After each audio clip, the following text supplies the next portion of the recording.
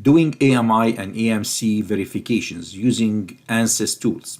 Go to SIwave and import your file using any one of these forms. Once you have the model, go immediately to PI analysis. Specify which nets you want to have ports on them. For example, I put a port here and a second port here. You can also select traces, something like PCI underscore PE, same thing. We specify 2 ports here, 1 port here, 1 port here.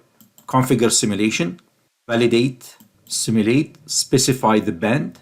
This number, which is the maximum frequency, will affect the value of the minimum of the shortest rising time you can have in your circuit. And launch. Open electronic desktop and add a circuit. Under symbols, ask for an SIwave link. This is the model, and this is the name of the solution, sweep 1. And I would say, okay. Add the source and add the termination. We solve. Once the solution is done, we do push excitation. Going back to SIwave, launch the near field solver. Set the band of interest for your EMC. Let's say up to 200 meg. And specify where you want the near field to be calculated. In this case, it's 118, which is equivalent to around 3 millimeter away from the PCB in all directions. Make sure to select this one in order for the solver to create the near field files. After solving, now we go back to the electronic desktop. And this time, we're going to insert an HFSS design project. And we go here and we go to excitation and you say linked field and you select near field. Now we're looking for that field. That's from an external data design. Create design. It is this one. Open.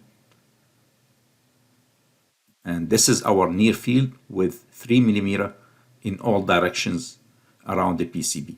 Now, whatever you want to do, it has to be outside this box.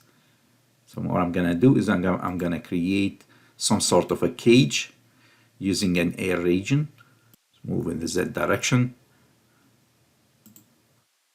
Now the near field is completely inside the box.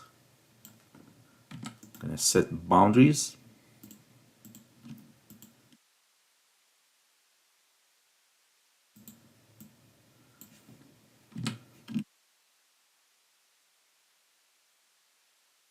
E. So now we have a cage that's only open from one side. Some people may select to add a 3D shape so they can open holes in any place, in any shape. All what you need to do is to start solving. After adding everything you wanted to add around that box, near field box. Now that the solver has finished, we can look at the results. So we go to create emission test report, rectangular plot, and you can select to see the far field at 1 meter, 30 meter. So let's see at 3 meters. And we say new report. And this will give you the worst possible value at each frequency.